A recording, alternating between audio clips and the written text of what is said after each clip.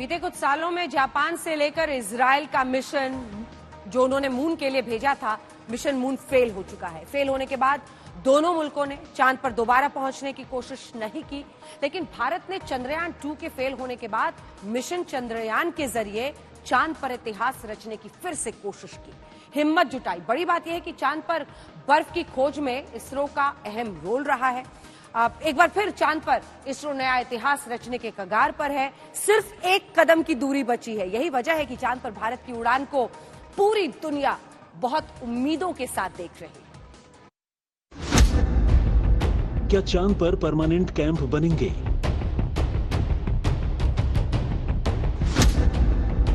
क्या चांद पर ऐसे कंस्ट्रक्शन होगा? क्या चांद की सतह पर सड़कें बनेंगी? क्या चांद पर इंसानों के मकान बनेंगे?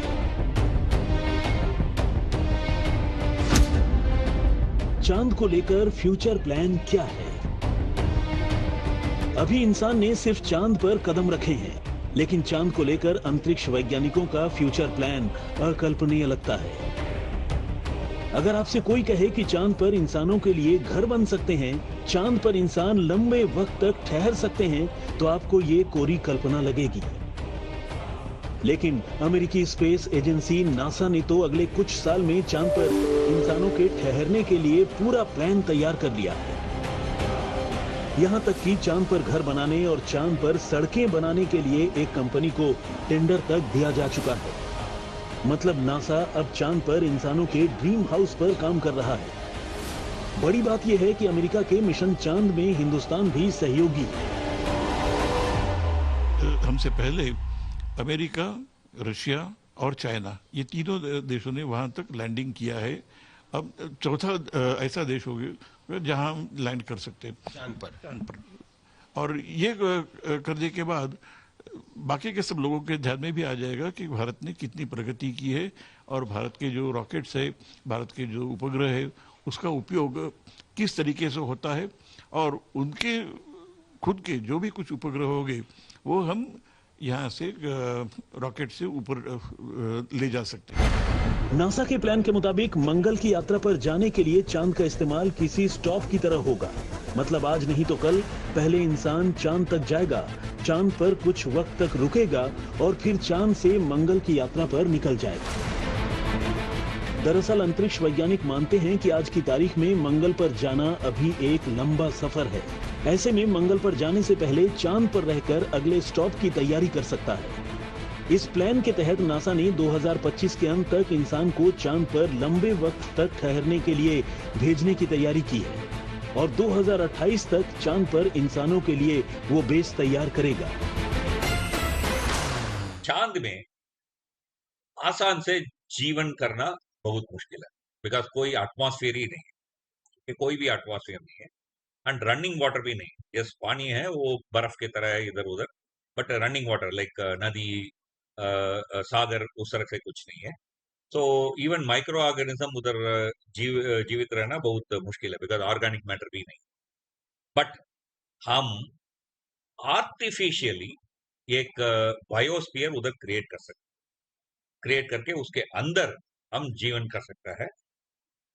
यही है काफी देश का, अमेरिका, चीन, रशिया, जापान, ये लोग ये बात कर रहे हैं। आज से 10 या 20 साल में चांद के सतह में एक परमानेंट स्टेशन एस्टैब्लिश करना। ऐसा नहीं है कि पहली बार चांद पर इंसानी बस्ती की बात हो रही है। करीब एक दशक पहले यूरोपियन स्पेस एजेंसी ने चांद पर इंसानी बस्ती बनाने का यही डिजाइन पहली बार दुनिया के सामने रखा था। 3D डिजाइन के जरिए दुनिया को समझाया था कि चांद पर कंस्ट्रक्शन होगा। चांद की जमीन पर चांद की ही मिट्टी से इंसानों के लिए घर बनाए जाएंगे। ये घर बाहर से एक इग्लू जैसे दिखाई देगा। इस घर के अंदर हाईटेक सुविधाएं होंगी और मशीनें होंगी और तो और इसमें इंसान के रहने लायक वातावरण और दूसरी जरूरी चीजें उपलब्ध होंगी। इंसानों के लिए बनाए गए इस घर में 4 लोग रह सकेंगे। दावे के मुताबिक इंसानों के लिए रहने लायक घर का निर्माण पूरी तरह से चांद पर भेजे गए रोबोट के जरिए होगा। जब बेस बनकर तैयार हो जाएगा तब 4 अंतरिक्ष यात्रियों को रहने के लिए भेजा जाएगा। ये 23 साल सभी दिन अंतरिक्ष में 3 लोग है इंटरनेशनल स्पेस स्टेशन। समटाइम्स वो 6 लोग हो सकता है, समटाइम्स वो 10 लोग हो सकता है, समटाइम्स 5 लोग हो सकता है, बट कम से कम 3 लोग सभी दिन रहा है। 2000 में और 1995 में कोई आपके इस तरह से बोल रहा तो हम भी उसको मानने के लिए तैयार नहीं हो, बट आज साबित किया ना 20 साल के ऊपर। इसी तरह पक्का 10 या 20 साल में मून में एक रेजिडेंशियल क्वार्टर्स बिल्ड होगा। मतलब दुनिया भर के अंतरिक्ष वैज्ञानिक चांद पर जीवन की संभावनाओं को तलाश रहे हैं और इसी तलाश को पूरा करने में भारत का चंद्रयान 3 बड़ी भूमिका निभाने वाला है। आज तक ब्यूरो।